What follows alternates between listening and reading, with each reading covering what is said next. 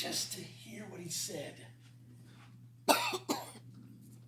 You know, we think about great people, but here's a man that is so bold that everybody knows about him. Everywhere you go, they're talking about him. And in the synagogue, there was a man possessed by a demon, an impure spirit. He cried out at the top of a voice, "Go away! What do you want with us, Jesus of Nazareth? Have you come to destroy us? I know who you are, Holy One of God." I don't know if you've ever contrasted this story to him being in Nazareth. How do the people in Nazareth react any different than what the demons are doing here? Except the demon knew who he really was. It's interesting when you read the Gospels, and this is one of the things that stands out, the demons knew more about Jesus than his followers. It's James that writes, "You believe in God, good, even the demons do, at least shudder." We claim a knowledge of Christ, we claim a faith in God, but so what? What has it done? What does it do daily? What does it change in your life? What would be different now if Jesus was not in your life from your life now?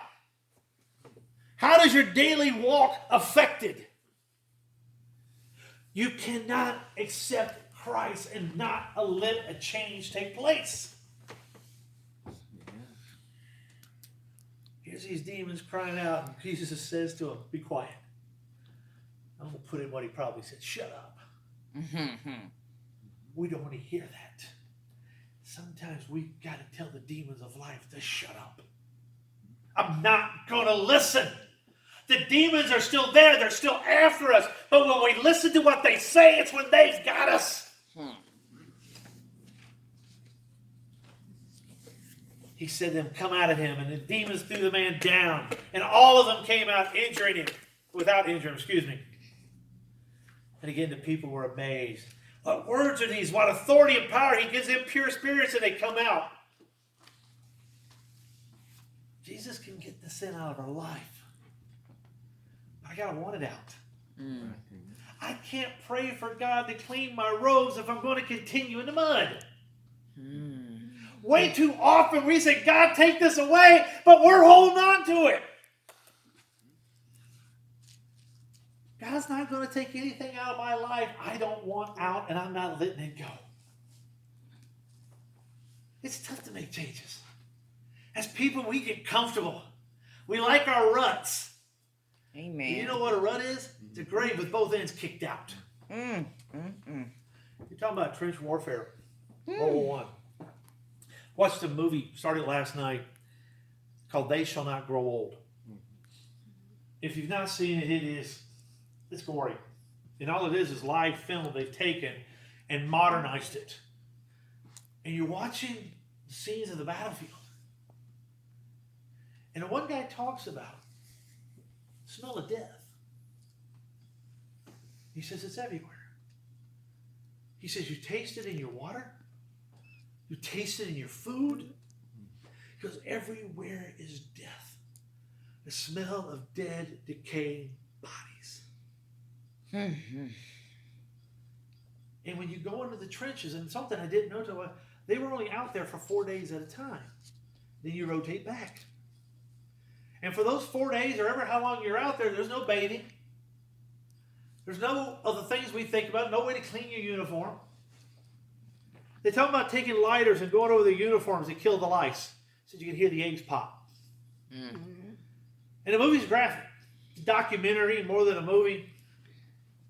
And I watched them like, how do you do this? How do you put yourself back in that trench? You go out there the first time, you don't know anything. You're like, "Man, we're here to do something great." And you finally get out of that trench and you go back and you clean up and you wash up. And then all of a sudden you're going back to it. But that's what people do all the time. They come to Christ and he cleans them up, and what do they want to do? They want to go right back into the filth. They want to go right back into the smell of death. And then they sit back and wonder why their life is the way they are. And they keep saying, "God, why isn't it getting better?" And God says, "I can only clean the filth so many times if you're going to keep putting it back on." We as humans love those things. And we just plunge in. Paul says people think it's strange we don't plunge into the flood of dissipation. amazed that our lives are not better than what they are. We can't play with the pigs in the pig pen and not get dirty. If you're not going to get it out of your life, Jesus ain't going to be there.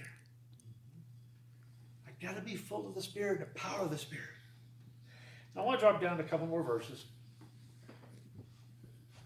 And then the lesson will be yours.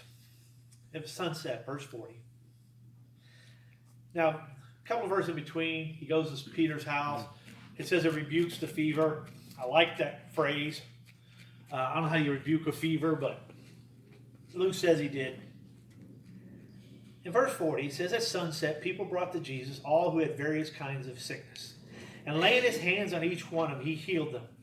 Can you imagine how tiring this had to be for Christ? Mm-hmm. Just the thought, I can't be alone.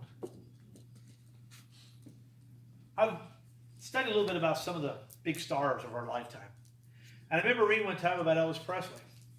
And everybody thinks having that lifestyle would be great. But 24 hours a day, 7 days a week, people were at the gate of his mansion. He could not go out privately. If he wanted to go to the amusement park with his daughter, he would rent it at night, shut the whole thing down, so he could go there, just him and her. Wow. To go shopping, he would have to catch the mall to open up just for him. Because if not, the mob would attack him everywhere he went. And no wonder that life destroys him. Everywhere you go, they're there. That's Jesus.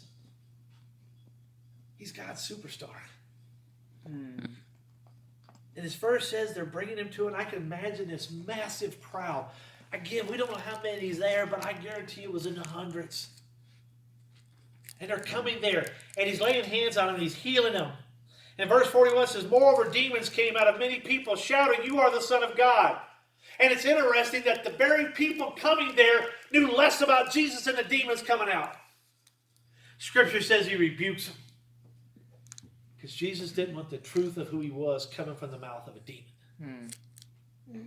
Yet for some reason, as people, we keep listening to demons for truth. Don't understand them. He says, you are the Son of God, but he rebuked them and not allowed them to speak because they knew he was the Messiah. Verse 42, at daybreak, Jesus went out to a solitary place. Got up early, says, I got to get a moment just to refuel. And I think one of the things we don't realize about that 40 days with Jesus, he wasn't sitting there watching TV. No. I mean, he didn't have the ball games on, wasn't sitting there in a recliner. This man is with God. He's fueling his spiritual self for the next 3 years. Told y'all before, I love watching the Tour de France. Just an amazing race to me, how you ride that many miles on a bicycle. And again, I've watched it for years, and every year I watch it.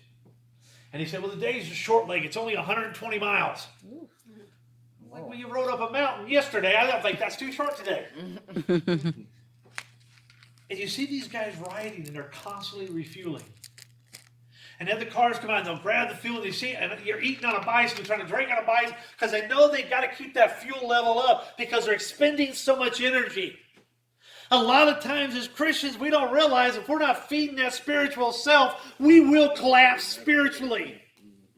And what you get in Bible class on Sunday morning and a sermon and Wednesday night will never be enough to sustain you. Because if you think 3 meals a week is all you got to eat, what's going to happen to your physical body? Probably I could get by on 3 meals a week for a while. Got my camel's hump going. But we all know what happens to the body if we don't fuel it. Jesus is refueling. And the people were looking for him. And when he came in, they kept trying to keep him from leaving. But he says, I must go proclaim the gospel of the kingdom of God to other towns, because that's why I was sent. And he kept preaching in the synagogues of Judea. I don't think we fully understand the ministry of Jesus, how intense it was.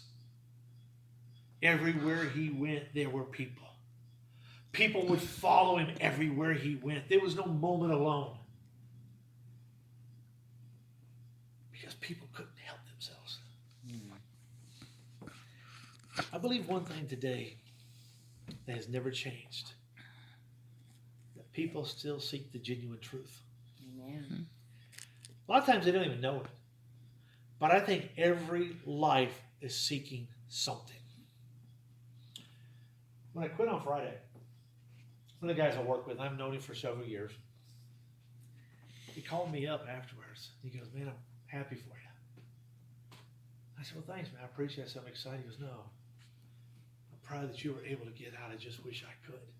Mm-hmm. And I thought about it afterwards. He's talking about a job he feels trapped in. I know the feeling. But isn't that the way the world is with sin? I think most people want out. They just don't know how. And I think one of the reasons that they don't like us is because we got out for free.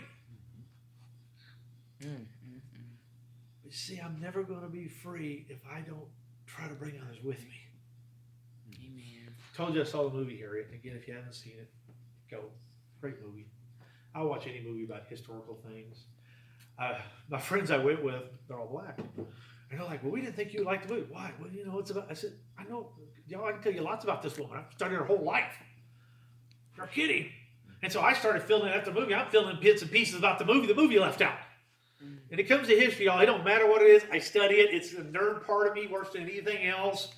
Watch documentaries. My kids are coming to the house. Why are you watching that old movie? Oh, it's a documentary on this. Okay, Dad. That's what my whole video thing right now is, all these old movies, documentaries about things. And I remember once seeing a movie, though, that's just still, it's this crystal clear mindset I had at the time. She's walked miles to be free. And nobody could believe she did it on her own, because most when the slaves would escape, they would do it together so they could help each other. She does it alone. The first time she tried to escape, the movie doesn't show, she was with a group of other people and they all got captured. So the last time she did it, she wanted to do it on her own, so she knew that nobody else would be affected. She gets freedom, she gets up there, and she's kind of beginning a new life. And she chooses the name Harriet Tubman. Okay, that's not her actual name that she was given by her master. She changed it. And all of a sudden she begins to realize, I got to go back. And everybody says, you're going to get captured again. You know what they'll do to you. She goes, doesn't matter. And one guy looks at her and says, you can't do it. And she says, don't tell me what I can't do, because God has already shown me what I will do. See, like her, when we leave the slavery of sin, we've got to change. But that doesn't mean we leave behind and forget those still in sin. She went back to where slavery was, but she didn't go back into it. She called people out from it. A lot of the songs we have in our song books are songs the slaves would use to call other slaves to freedom.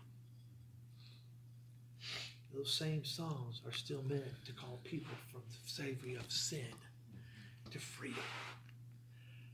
We don't go back into sin, but we got to keep calling other people out. Amen. And if God has showed us what to do, why aren't we doing it? Amen. Brother Jim. Amen.